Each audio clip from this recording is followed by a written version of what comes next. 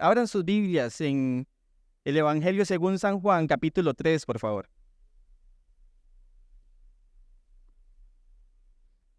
Evangelio según San Juan, capítulo 3. Vamos a estar en los versículos del 16 al 21. Pasaje bastante conocido por la mayoría, pero hoy vamos a analizarlo un poquito.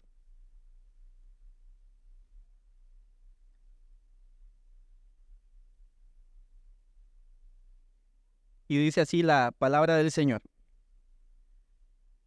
Porque de tal manera amó Dios al mundo, que dio a su Hijo unigénito, para que todo aquel que en Él cree no se pierda, sino que tenga vida eterna. Porque Dios no envió a su Hijo al mundo para juzgar al mundo, sino para que el mundo sea salvo por Él. El que cree en Él no es condenado, pero el que no cree ya ha sido condenado, porque no ha creído en el nombre del unigénito Hijo de Dios. Y este es el juicio, que la luz vino al mundo, y los hombres amaron más las tinieblas que la luz, pues sus acciones eran malas. Porque todo el que hace lo malo odia la luz, y no viene a la luz para que sus acciones no sean expuestas. Pero el que practica la verdad viene a la luz para que sus acciones sean manifestadas, que han sido hechas en Dios. Oremos juntos. Padre, te alabamos, te exaltamos. Hoy, este grupo de hombres y mujeres, salvos por gracia, Señor, se reúnen para adorarte y prestar atención, Señor, a tu palabra, a lo que esta mañana quieres recordarnos. Damos gracias por los méritos de Cristo, de que esta comunión y esta reunión es posible por la obra de Cristo, que un día vino a este mundo, se hizo hombre, habitó entre nosotros, hizo lo que hizo, no solo en obediencia a Dios Padre, sino también en beneficio de una humanidad que estaba totalmente caída, totalmente condenada. Y hoy, por gracia, por medio de la fe, vemos personas salvas para tu gloria y honra, Señor. Y te damos gracias por eso. Por favor, abre nuestros ojos para que veamos las maravillas de tu ley y que podamos estar atentos en Cristo Jesús. Amén y amén. Bien, para los que nos visitan, esta familia deja a los chicos una vez cada 15 días arriba en este salón junto con los adultos y los tomamos en cuenta al inicio de la enseñanza. Así que los chicos IFE, y si hay algún chico que no es IFE y quiere participar, siéntase en confianza. Quiero preguntarles, ¿qué amamos de la Navidad? Alguien que levante la mano y me cuente qué es lo que más ama, lo que más le gusta de la época de Navidad. No todos. Hoy hay mucha gente, ¿verdad? Se sienten cohibidos. Avi. Los regalos. ¿Te encantan los regalos? Súper bien. Samu. Los regalos también. Ah, por supuesto, y cuidado pierden, ¿verdad? Mati.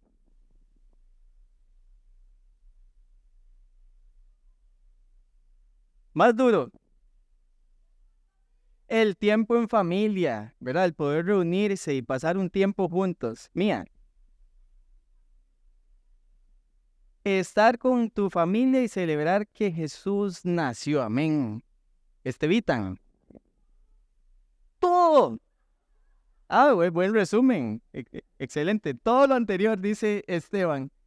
Bien, y probablemente si le hiciéramos la pregunta a los niños más grandes, también ustedes dirían cosas similares a estos niños y agregarían seguro una que otra cosa. Ahora, la pregunta la hice intencionalmente, ¿qué nos gusta de la Navidad? La pregunta es, ¿qué es Navidad? Esteban. La Navidad es Jesús. Muy bien, es un buen resumen. ¿Quién más? ¿Qué es Navidad? ¿Algún otro niño o niña? Mati. Navidad es celebrar el nacimiento de Jesús.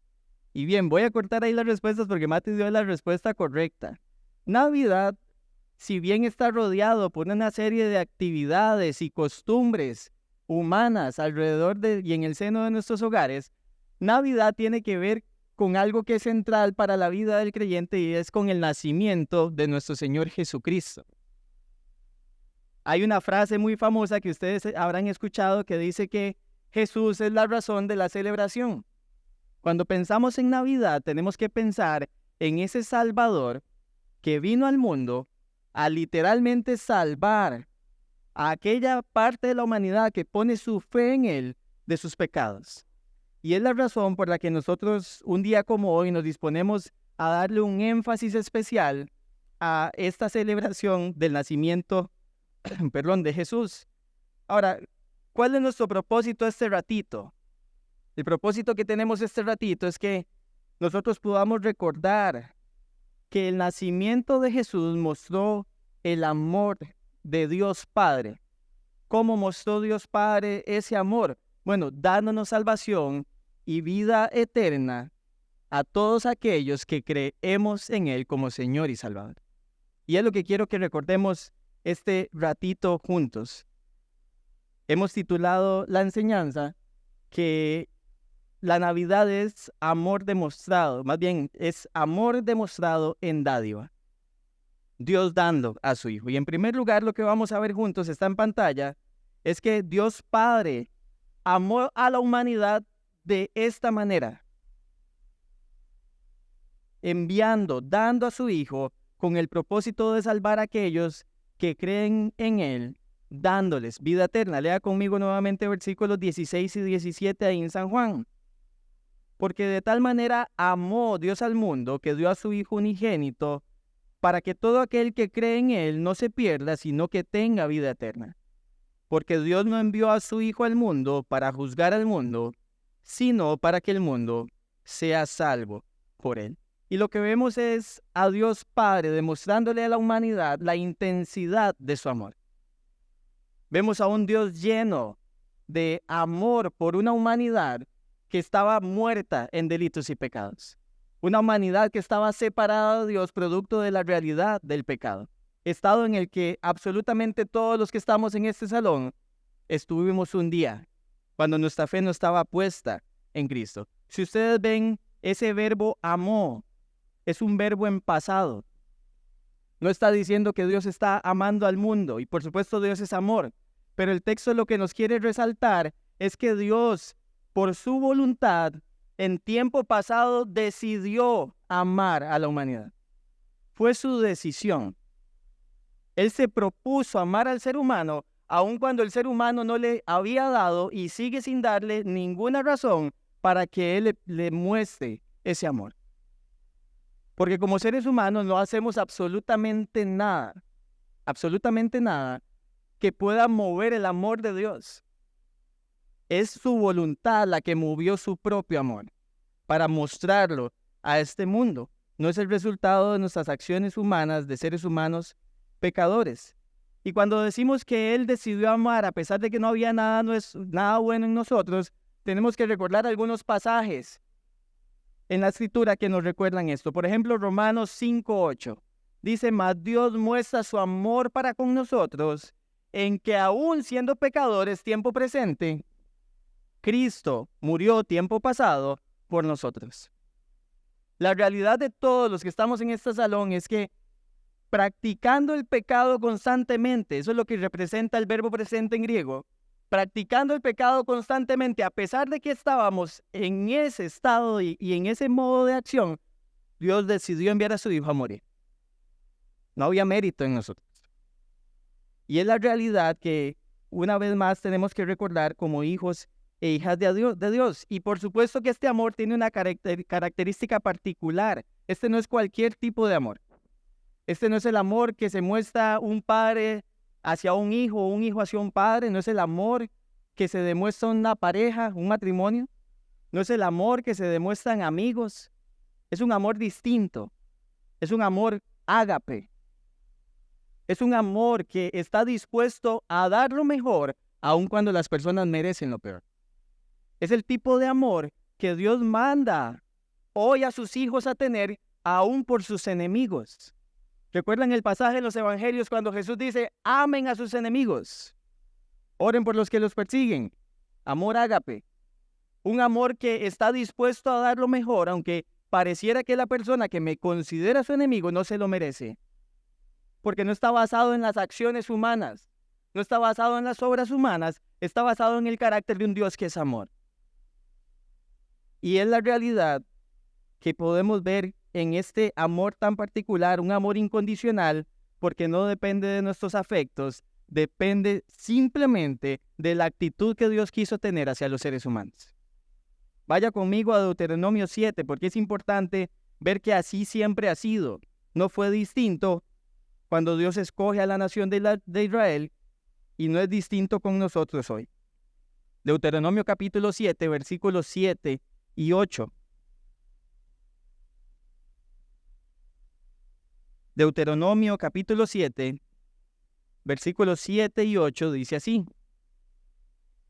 El Señor no puso, leo para ustedes desde Nueva Biblia de las Américas, el Señor no puso su amor en ustedes ni los escogió por ser ustedes más numerosos que otros pueblos, pues eran el más pequeño de todos los pueblos, el más insignificante, dice en Reina Valera. Mas porque el Señor los amó y guardó el juramento que hizo a sus padres, el Señor los sacó con mano fuerte y los redimió de casa de servidumbre, de la mano de Faraón, rey de Egipto. No fue la bondad o el testimonio del pueblo de Israel lo que movió a Dios a sacarlos de Egipto. No fueron sus acciones lo que movieron a Dios a sacar a esta gente de esclavitud. Dice claramente que fue porque Dios los amó. Y porque los amó, recordó el pacto que había hecho con sus padres, o sea, con los patriarcas, con Abraham, con Isaac y con Jacob. Y Dios estaba dispuesto a cumplir sus promesas, aun cuando este pueblo tampoco merecía la bondad y el amor de Dios, porque habían sido rebeldes y continuaron siendo rebeldes. El resto de su historia, como todos los seres humanos que hemos estado alejados de una relación con Dios. Y eso es lo primero que vemos, que Dios Padre ama a la humanidad de esta manera. Lo segundo que vemos es que Dios dio a su Hijo. Y cuando dice el texto que lo dio, no solo se refiere a que lo envió, como lo dice más adelante. Dice que no envió a su Hijo al mundo para condenar al mundo, pero cuando dice que lo dio, es que lo dio con un propósito. Y el propósito de esta dádiva dada a la humanidad era ¿qué? Que Él fuera entregado en sacrificio en nuestro lugar. Si ustedes van conmigo a los versículos 14 y 15, ahí mismo en Juan 3. Pues vamos a Juan, por favor. Juan capítulo 3. Vea conmigo, disculpen, versículos 14 y 15. Y como Moisés levantó la serpiente en el desierto, así es necesario que sea levantado el Hijo del Hombre, para que todo aquel que cree tenga en él vida eterna. Ahora, ¿a qué está haciendo referencia nuestro Señor Jesucristo? Está haciendo referencia a una escena que está en Números 21, del 4 al 9. Usted lo puede anotar como referencia y luego lo lee en casa. Y en esta escena lo que vemos es a un pueblo cuestionando la bondad de Dios. Lo que vemos en esa escena es un pueblo cuestionando la palabra de Dios, y lo que pasa es que literalmente Dios envía serpientes ardientes, dice el texto, a que los muerdan, y empieza a morir una gran cantidad de pueblo porque se habían rebelado contra su Dios, porque estaban cuestionándolo y estaban cuestionando su palabra. Moisés intercede ante Dios por el pueblo, y Dios le dice: Moisés, haz una serpiente de bronce, pégala en un asta, y la gente que mira a esa serpiente en el asta, cuando sea mordida, no van a morir. Y así sucedió, según la historia. Esto no es ficción, es historia del pueblo de Israel. Así sucedió. Las personas eran mordidas y veían el asta con la serpiente de bronce y literalmente no morían, como si murió el resto del pueblo. Y el texto, Jesús no está diciendo que Él es la serpiente de bronce. Él dice que así como Moisés levantó la serpiente de bronce, eso es distinto, hace una comparación. Así como levantó la serpiente de bronce para que el pueblo la mirara y no muriera, todo el que vea a Jesucristo levantado en ese madero donde iba a morir y creyera en él, no se iba a perder, sino que iba a vivir eternamente. Y vemos que la razón por la que envía a su Hijo, según ese contexto, es que a ser sacrificado por nosotros.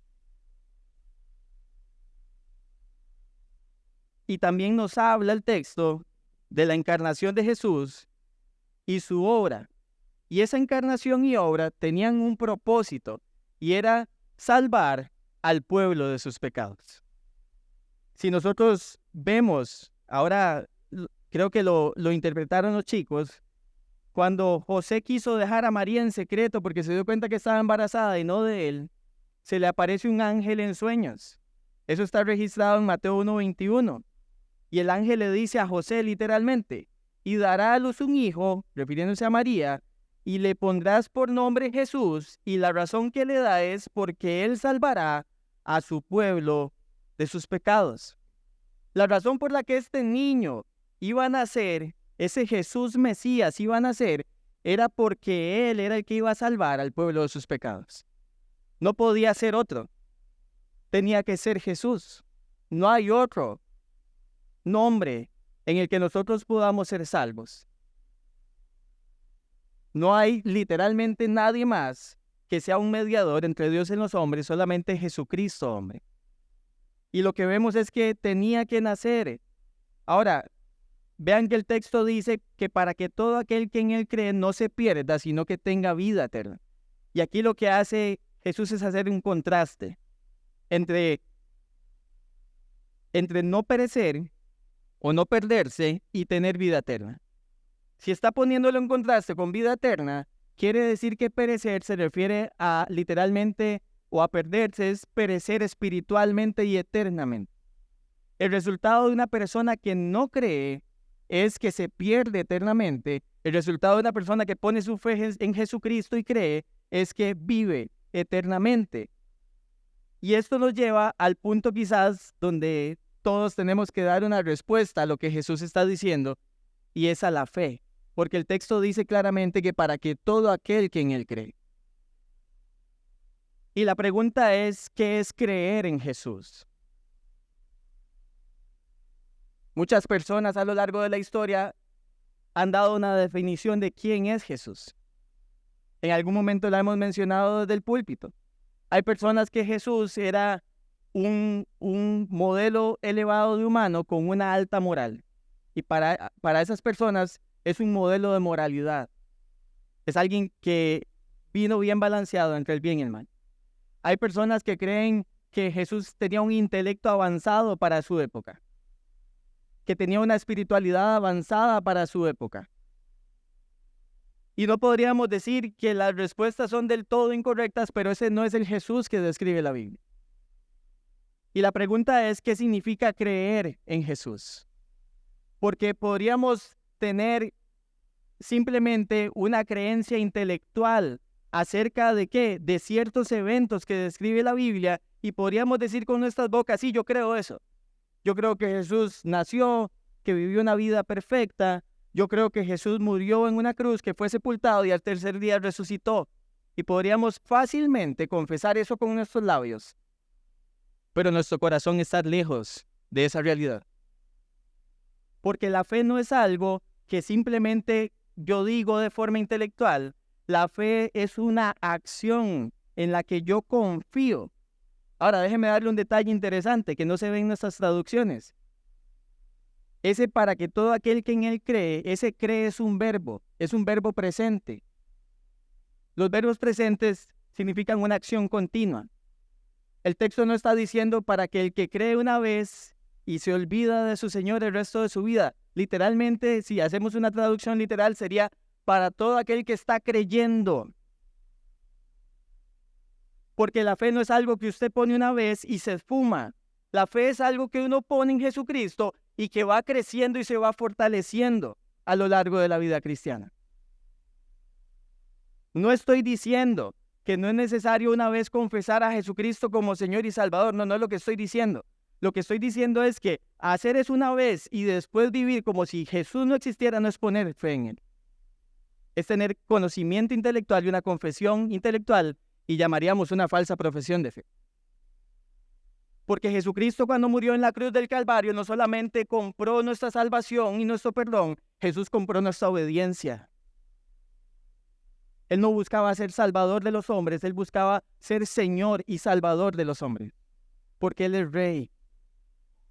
Y hay una gran diferencia en confesar a Dios como Salvador y no tenerlo como Señor, viviendo totalmente apartados de lo que Él nos enseña, que en resumen es una vida piadosa. Y para los que nos visitan por primera vez, tener una vida piadosa no es lo que nos justifica delante de Dios. Más bien, por haber sido justificados por gracia y por fe delante de Dios, ahora podemos tener una vida piadosa por el habilitamiento que Dios nos da por su Espíritu y su palabra. Y eso es distinto. Y es algo que nosotros tenemos que considerar a la hora de evaluar nuestra profesión de fe. ¿Qué fue lo que yo creí?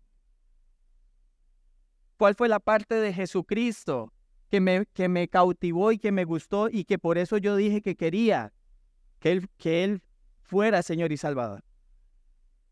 Y es algo que como creyentes no podemos ignorar, porque claramente nuestra vida tiene que reflejar una congruencia con haber sido alcanzados, porque quien es alcanzado es transformado.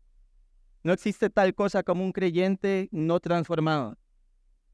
Lamentablemente, esa es de las mentiras más grandes que hemos creído en los últimos 2 siglos. Pero la Biblia no enseña eso. Y la pregunta que nos tenemos que hacer en este punto una vez más es ¿por qué era necesario un Salvador? ¿Por qué tenía que venir Jesús? ¿Por qué era necesario que viniera alguien a pagar el precio de una humanidad que no podía hacer nada por sí misma? Y la Biblia lo que nos enseña en Efesios 2 es que estábamos muertos en nuestros delitos y pecados, que estábamos separados de Dios, viviendo para nuestros propios deleites y que éramos por naturaleza hijos de ira. Lo mismo que el resto de la humanidad, que como dice en Romanos 3:23, por cuanto todos pecaron y están destituidos de la gloria de Dios. Quiere decir que no pueden alcanzar por sus propios medios la gloria de Dios.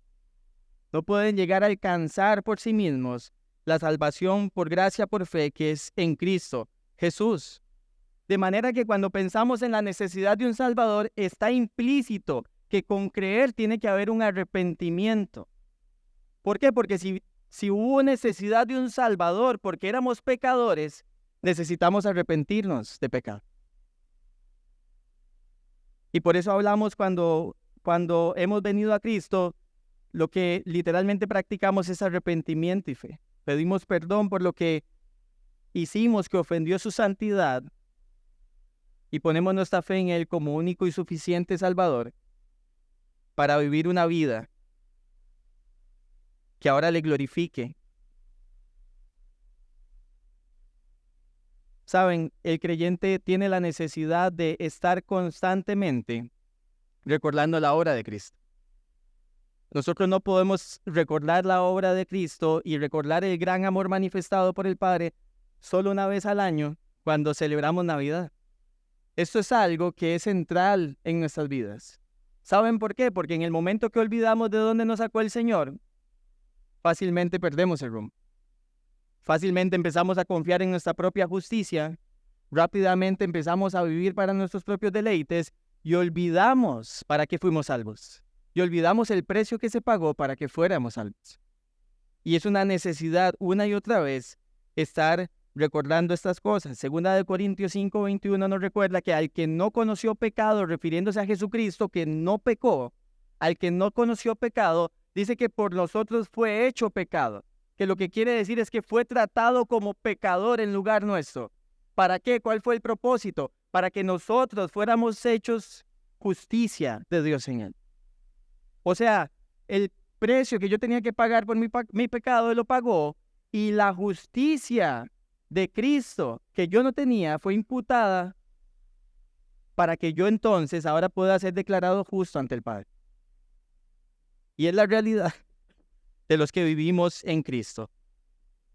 ¿Cómo aplicamos esta realidad a nuestras vidas?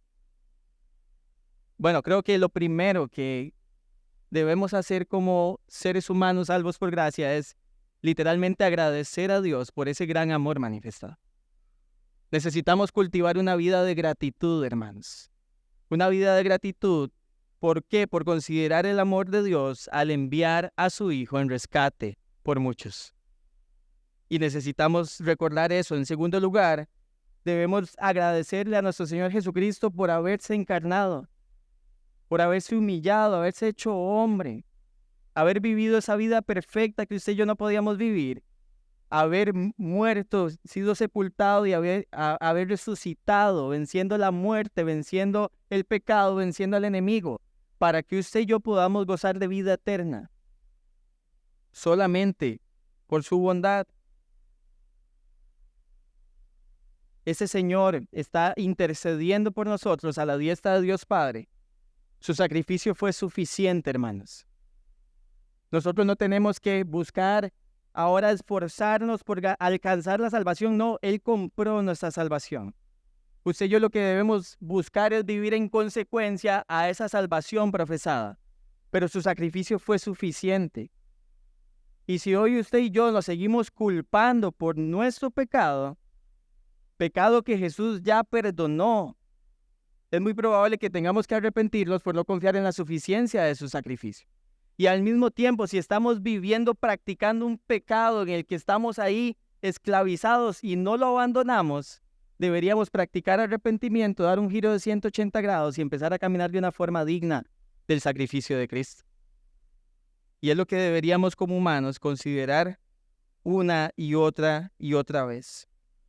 Dice 1 Juan 4:19 que nosotros lo amamos a Él porque Él nos amó primero. La razón por la que hoy podemos amarlos es en respuesta al amor manifestado de nuestro Señor. Y eso es una verdad que tenemos que recordar una y otra vez. Otra cosa que tenemos que hacer al aplicar esto, hermanos, es tener una fe, o sea, una confianza constante en Jesucristo como Señor y Salvador. No es una confianza de un instante, es una confianza constante que debe acompañarnos el resto de la vida. Tenemos que cultivar esa confianza, literalmente, cultivar esa confianza meditando en la obra de Cristo que recordamos un día como hoy. Y por supuesto, no menos importante, tenemos que compartir esta realidad y esta verdad con aquellos que hoy no conocen al Señor.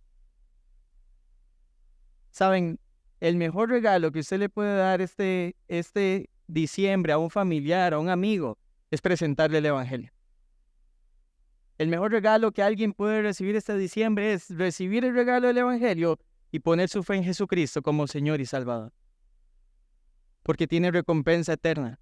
No hay nada ni nadie en esta tierra que pueda siquiera igualar lo que el Señor hizo y lo que promete para sus hijos e hijas, los que ponen su fe en Él.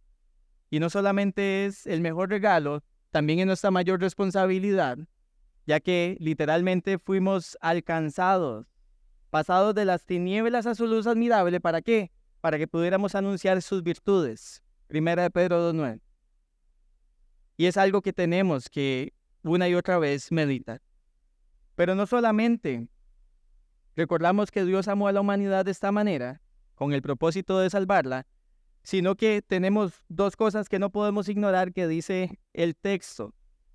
La primera es que la buena noticia para quienes creemos en Jesús es que ya no hay condenación.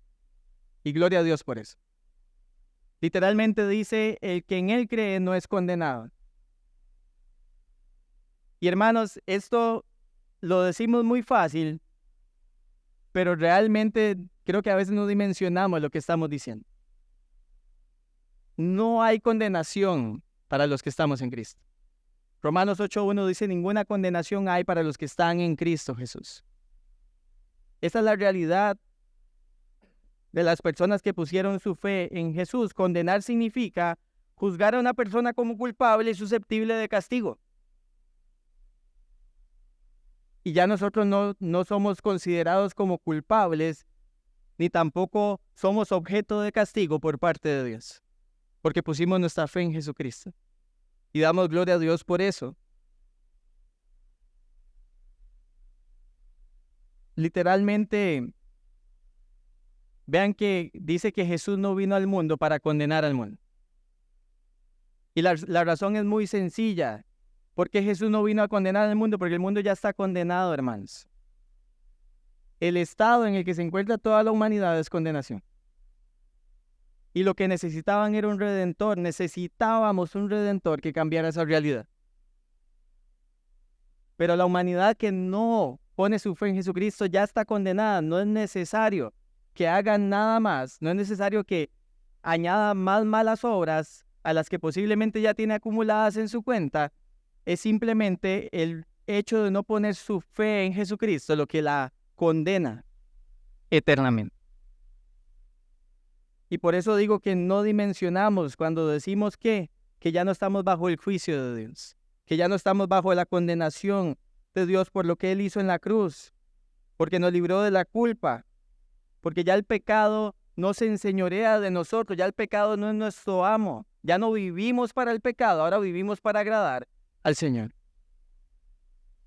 Y es algo que tenemos que también meditar y agradecer. Saben, la forma en que podemos aplicar esta realidad es que tenemos que una y otra vez considerar que el nacimiento de Jesús nos recuerda que su obra es suficiente para hacernos justos, para declararnos justos ante el Padre. Y esa es una realidad que no va a cambiar. Usted y yo somos justos ante el Padre.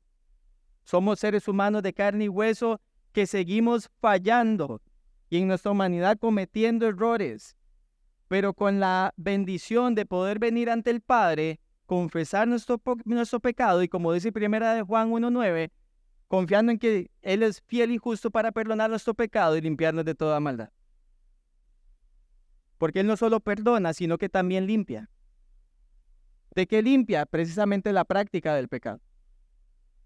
De no estar cometiendo una y otra vez los mismos errores, porque eso no se llamaría arrepentimiento, eso se llamaría remordimiento. Cuando usted se arrepiente de algo, voy a poner un ejemplo. Cuando usted sabe que no tiene que comer chocolate en exceso y un día se excede en chocolate, usted dice, ay, qué torta, perdón, me excedió en chocolate. No lo vuelvo a hacer. Pasan 2 Doritos y se vuelve a exceder en chocolate. Pasa una semana y se vuelve a exceder en chocolate. Y todas las veces que decimos, perdón, no lo vuelvo a hacer. ¿Es verdadero arrepentimiento? Se llama remordimiento. Igual es la vida en Cristo. Cuando nosotros estamos practicando un pecado constante y decimos, ay Señor, perdón, no lo vuelvo a hacer. Y después otra vez y otra vez. Sí, el Señor es misericordioso y tiene cuidado de sus hijos, pero eso no se llama arrepentimiento. Quiere decir que yo no estoy haciendo nada conscientemente para abandonar eso que estoy practicando. Y eso se llama cáscara. Así en griego, cáscara. Y necesitamos ser conscientes de que nuestro Señor merece nuestra obediencia. No vamos a ser perfectos en esta tierra, hermanos, pero sí podemos vivir en obediencia. Y por gracia lo podemos hacer. Y lo otro que el texto menciona con respecto a esta realidad de Dios mostrando su amor por medio de la dádiva de Cristo es que hay una mala noticia para los que no creen en Jesús. Y es que están bajo el juicio de Dios. Y la razón por la que están bajo el juicio de Dios es porque amaron más a las tinieblas que a la luz. En otras palabras, la razón es porque aman más su propio pecado que a Jesucristo, que es la luz. Y es la realidad de las personas. Vea conmigo, y con esto ya vamos concluyendo. Versículo 19. Y este es el juicio. Que la luz vino al mundo, y los hombres amaron más las tinieblas que la luz, pues sus acciones eran malas. Voy a detenerme ahí. La luz, en Juan 1:4, dice que en él estaba la vida y la vida era la luz de los hombres, refiriéndose a Jesucristo. Vemos en Juan 8:12 a Jesús diciendo, yo soy la luz del mundo. El que a mí viene no andará en tinieblas. Y vemos a este Salvador viniendo al mundo a mostrar luz a una humanidad que estaba en tinieblas. Ahora, ¿cuál es la realidad de la luz? Y todos la conocemos muy bien. Alguien una vez dijo que usted entre más se acerca a la luz, más logra ver las impurezas que tiene. Si yo a esta distancia trato de ver suciedad con esa luz, difícilmente logre verla. Pero si yo me pongo a la par de ese bombillo, es muy probable que vea partículas de polvo y pueda ver lo contaminado que estoy. La tragedia de una humanidad que no quiere poner su fe en Jesucristo y confiar en Él como único Señor y Salvador es que literalmente pasa pensando que lo que hace no es tan malo. Y que en el peor de los casos, si fuera algo realmente malo, es menos malo de lo que hacen los demás. Porque tenemos la tendencia de compararnos con otros. Y somos como Fishman, el menos malo. Y eso no es bíblico tampoco. Y la realidad es que no nos gusta exponernos a la luz de Cristo porque nos vemos demasiado impuros y sucios. Es más fácil compararse con el de lado. Y entonces llegar a una conclusión moral de que yo no soy tan malo. Pero no es eso lo que los seres humanos deberíamos hacer cuando se trata de ¿qué? De exponernos a la luz verdadera. Una luz no solamente que nos muestra nuestro pecado, sino una luz que nos muestra la verdad de un Dios que vino lleno de gracia y de verdad en Juan 1:14. Y tenemos que considerar eso. Saben, el orgullo y el sentido de autosuficiencia es el peor enemigo del ser humano. La persona que cree no necesitar a Dios o necesitarlo nada más como Salvador y que se quede ahí, yo resuelvo el resto, es una persona que está literalmente declarando que tiene los medios suficientes para vivir una vida justa sin tener que depender de su Señor. Que es suficiente en sí mismo para hacer las cosas, que no necesita de nada ni nadie. Eco de nuestra época humanista y posmoderna, donde nos creemos autosuficientes en una u otra área. Pero necesitamos recordar que si seguimos amando, y esto hablo a personas que conocemos que no están en Cristo, si seguimos viendo cómo nuestros hermanos y hermanas de sangre, o nuestros amigos, o resto de familiares de sangre, siguen amando más sus tinieblas que la luz, sabemos bíblicamente que lo que les espera es el justo juicio de Dios. Y por eso hay una urgencia en los creyentes para que salgamos ¿a qué? A compartir el verdadero significado de la Navidad, que es amor demostrado en dádiva, en la dádiva de Cristo, que es el único que puede salvar, que es el único que nos puede libertar de nuestra condición.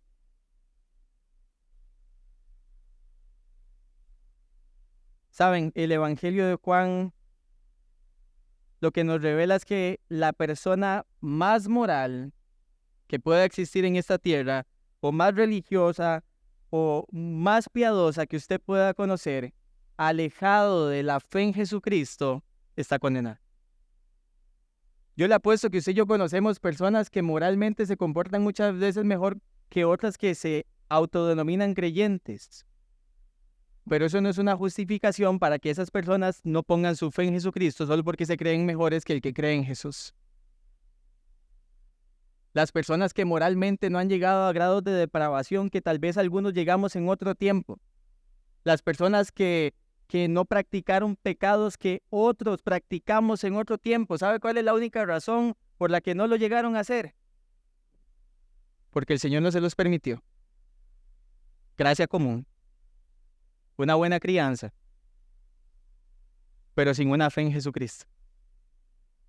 Y no es suficiente para salvarnos a nosotros mismos.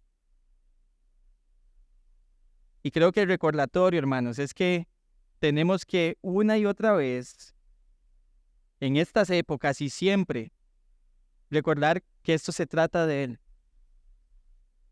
Recordar que Dios amó a la humanidad de esta manera, dando a su Hijo para que pudiera las personas que ponían su fe en Él ser salvas de la condenación.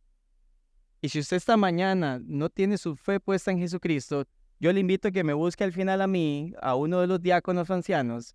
Si usted quiere conocer más del Evangelio y quiere realmente saber a profundidad qué es el Evangelio y cómo usted puede depositar su fe en Jesucristo de una forma genuina, Por favor, búsquenos al final y estamos para servir. Señor, queremos darte gracias esta mañana por una vez más recordarnos la manera en que nos amaste, Padre. Qué regalo recibimos en Jesucristo. Qué don perfecto recibimos. Qué gracia inigualable hemos recibido en Él.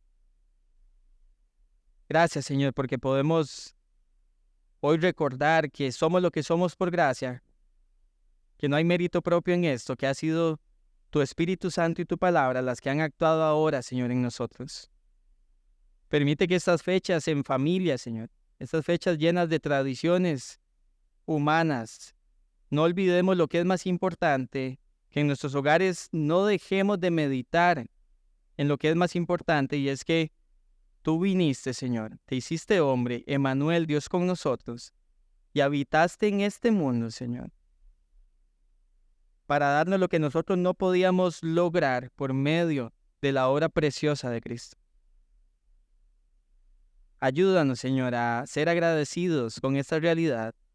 Ayúdanos a estar meditando constantemente en esto, Señor, a evaluar nuestro corazón.